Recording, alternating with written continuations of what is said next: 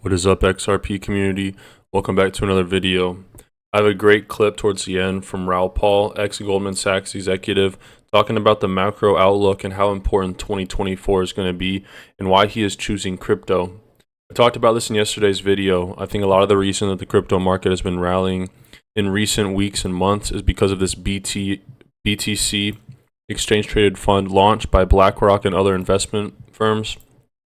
And it may be a letdown, but could attract trillions over time. Kind of like when Coinbase did their initial public offering. People thought that was just going to moon crypto, and it did leading up to the Coinbase IPO. However, what happened with the Coinbase IPO? It was a buy the rumor, sell the news event, and I think we'll see that as well here. In a January post to Twitter, Gerbox argued that the initial impact of a Bitcoin ETF is being dramatically overestimated. Guys, this event is already priced in.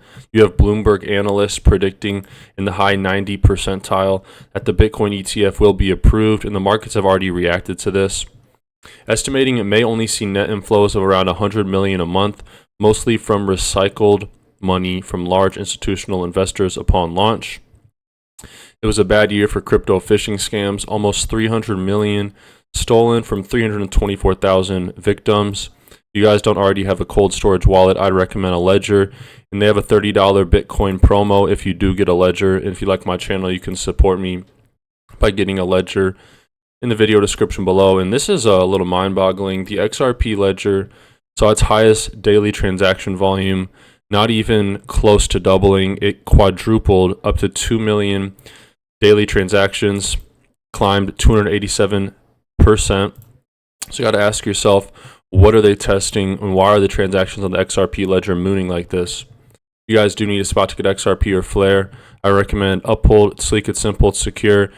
In terms and conditions apply, but there's a $200 bonus when you do sign up with Uphold for the first time. You can check out Uphold in the video description below. Crazy things happened yesterday, guys. This token called Telor went all the way up to $600. Just a few months ago, it was $6. And it pushed to a new all-time high of $602, a 1,000 increase in trading volume. However, this price surge failed to last a few more hours, and it plummeted 75% to $139 million. The market saw 227 million in liquidated positions in the past 24 hours.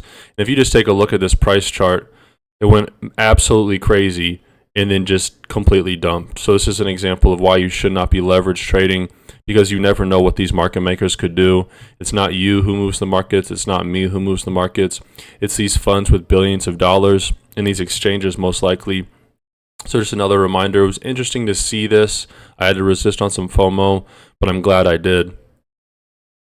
And now take a listen to this clip from Raoul Pal, ex-Goldman Sachs executive. Actually, half the numbers, assume Raoul is a total moron, which certainly my wife would do, then you still get great numbers. So it's all to play for. And that makes me interested. Now, Bitcoin's actually not the horse I'm going to back in this race. I'll come on to that in a sec. Remember, that target is the same as this log chart. The NASDAQ log chart gave the same as the Everything Code target. There's a level of consistency that I think is interesting. And it gives me comfort to suggest that we're likely to see something similar. Okay, let's talk crypto. Takes a slurp of tea. Crypto is the horse I back the most. It's the fastest horse in the race, best risk-adjusted returns, high correlation to this global liquidity index, which is our Everything Code. So we know how the asset price behaves, which gives us a competitive advantage when we use our proprietary frameworks. Bitcoin is just a macro asset. All of the noise you see from the Financial Times, all the newspapers, to all of the media, to the noise on Twitter, to the naysayers, oh my God, this is magic internet money, this is magic beans, they're all wrong. They're all wrong. Bitcoin is a macro asset, like everything else, works from the same thing. Liquidity, business cycles, secular trend. Global M2, fabulous correlation, Bitcoin. I've been using this all the time. It helped us catch the low in November last year. It'll keep going, as we showed earlier, anyway. So this cycle should keep extending and we'll get amazing rates of return because the year-on-year rate of growth starts exploding if you look at that left-hand scale. We can also look at why I choose crypto versus the NASDAQ. If the NASDAQ's such a damn good bet, why would I not choose that? Well, because Bitcoin year-on-year Bitcoin divided by the NASDAQ year-on-year also follows M2. So when liquidity conditions are rising, crypto outperforms tech stocks. And that's because of the structure and incentive systems built into a tokenized ecosystem, where you're owning part of the underlying network and you get paid for the adoption of the network. Some equities can look like Bitcoin. We've seen Nvidia, for example, see network adoption at scale, and it ends up looking a lot like Bitcoin. But the index as a whole, it will always underperform. So that's why I'm so heavily weighted in the crypto space. Beautiful chart here, Fed net liquidity and Ethereum. Bitcoin has actually outperformed Fed net liquidity, the beach ball underwater. Why? Because of the narrative around the ETF. Also, in macro crypto spring, Bitcoin always outperforms. Much like in macro spring, treasuries tend to outperform credit. Later, when we move to macro summer, alts, ETH first, Solana, others will start to massively outperform Bitcoin, much like junk bonds outperform treasuries. So ETH is just doing what it's supposed to be doing, but it's not giving us the big surprise. I think that surprise comes the moment the ETF is out in Bitcoin and people will focus on the ETH ETF and it'll bring the ETH ecosystem alive. This year, it's been a story of Solana, which I've been along all year, and Bitcoin. That barbell has been the best trade in the world. Or in fact, just owning Solana has been the best trade in the world, bar none. But ETH, it'll play catch up. It'll do well.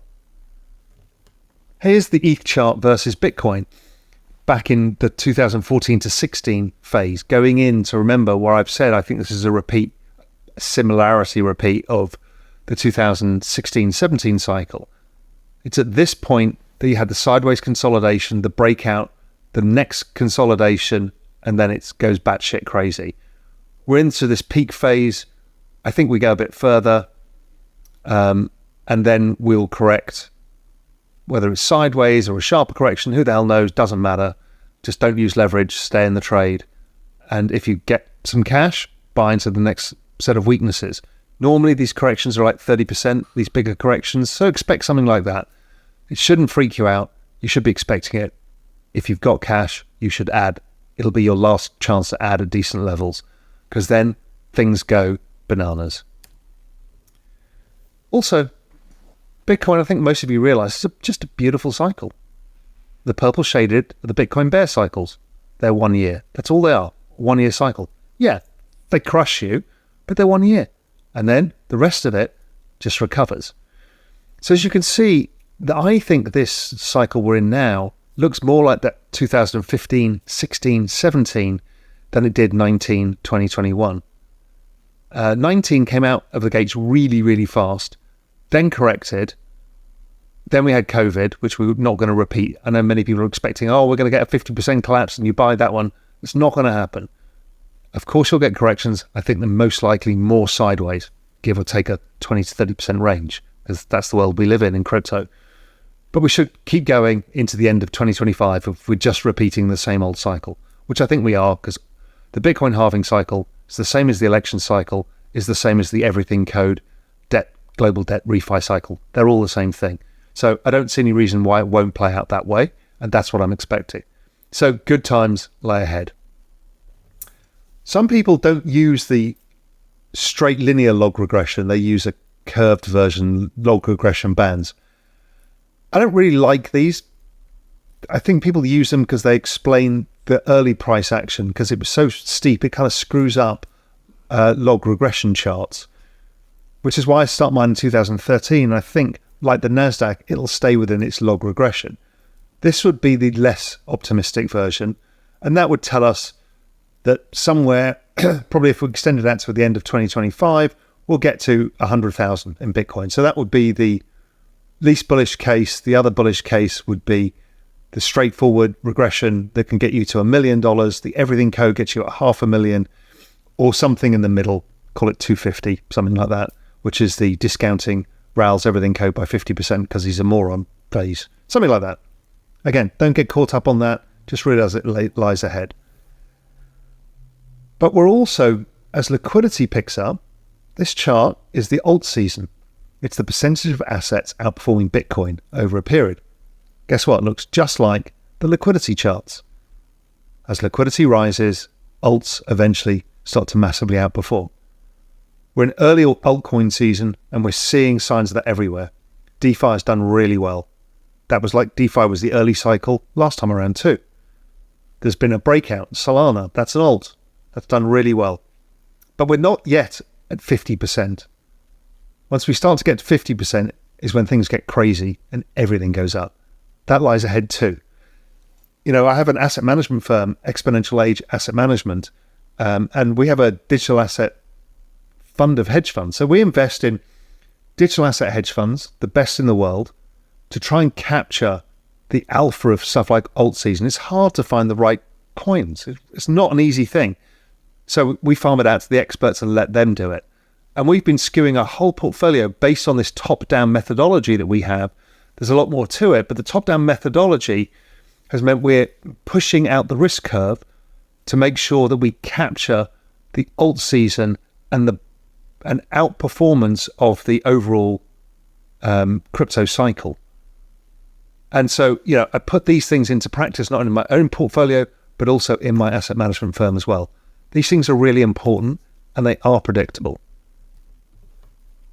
The other chart I love to look at, it's one of the best looking charts in the world, is this beautiful wedge that broke, which is altcoins x ETH, total market cap. We should go to 2 trillion in this.